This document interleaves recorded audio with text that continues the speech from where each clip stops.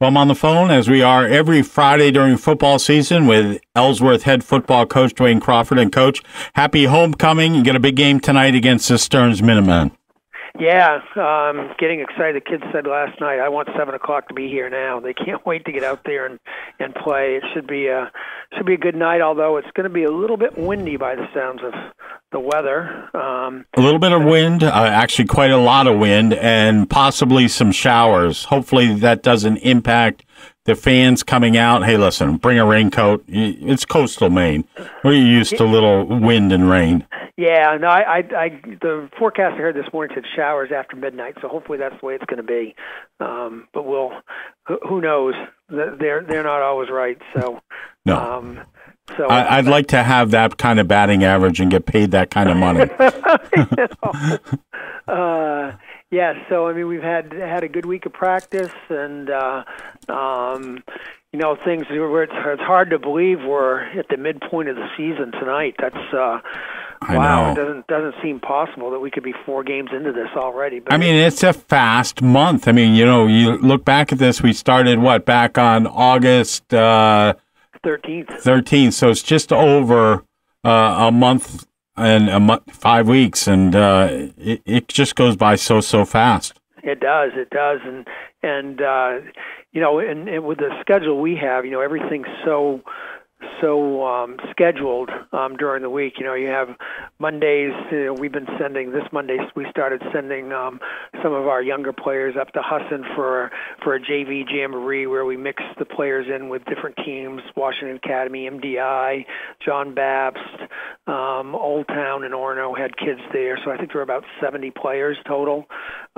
So we lose some players that night, and we kind of walk through what we want to do with the varsity players Monday night, and then Tuesday night finish up the install with the kids that went up to Husson on Monday, and Wednesday's a work day, and then before you know it, Thursday's here, and you're walking through everything you put together, and then Friday, and it just seems to go so fast. But the good thing is that you've got your starters all cemented, and everybody's pretty much on the same page, so the practices go pretty quickly, and they're smooth and succinct, and there's not much in the way of correcting a little bit here and there, but it starts, instead of being frustrated and like you are at the beginning of the season trying to get kids where they need to be and explain what they need to do and how they need to do it, everyone kind of knows their roles and seems to be getting through the practices, which makes them go that much quicker and smoother. So, but time starts to really pick up here.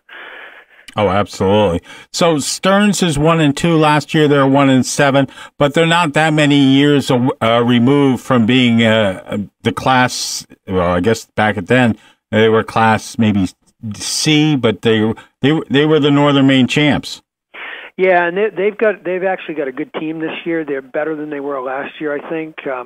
They've got some good skill players. They throw the ball a lot, certainly more than we do, because I think we've only thrown it 5 times all year. So, so that's one of the things we had to prep for this week, and they come out on a lot of different formations, and that's something that we haven't seen. Most of the teams that we've played have been in 1 or 2 formations. I think we counted 5 or 6 that Stearns comes out in, so that gives us a new wrinkle to look at, and so we're going to have to play some good football tonight and do our jobs on the field and get after it. Give me the 3 keys to victory for Ellsworth tonight, if you would, please. It's pretty much the same 3 keys we've been harping on all season long. It's our special teams units getting down the field, staying in their lanes, offensive line knowing what they're doing, and then on the defensive side, especially with these guys, being able to come up and support their run, but being able to read and making sure you don't have a guy running a pass route in where you're responsible. So there's a lot more for the backs and the outside linebackers to look at tonight than they have in the past. What about ball? I mean, obviously, when it's windy and whether the ball's slick or not, the hanging onto the ball is a key. Yeah, and we actually experienced some issues with that last Friday night down WA because it was so humid and moist there, and a lot of these kids wear the gloves, which are great when it's dry, but they get a little damp and they get slippery. So, tonight you're going to have gusting winds up to 35 miles an hour, they said, which is going to make, a lot of things. We run a lot of options, so when we're pitching the ball, that could affect the trajectory of the pitch.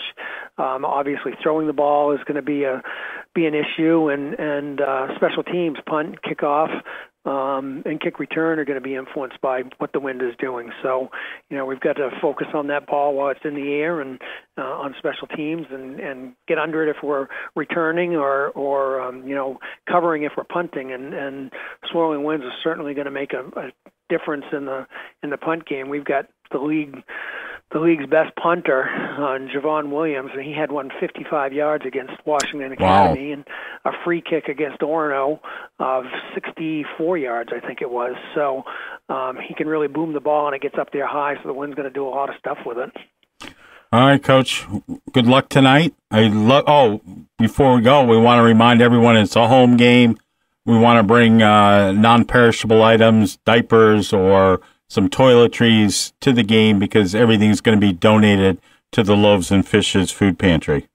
Yeah, definitely drop off some of those non-perishables, and so we can give back to the community and come out and support your team. It's homecoming. These kids have been working hard, and for some of our kids, this will be their last homecoming, and so we want to make it a memorable one and get out there and have a good time. All right, Coach. Best of luck. We'll talk to you on Monday. Thanks, Chris.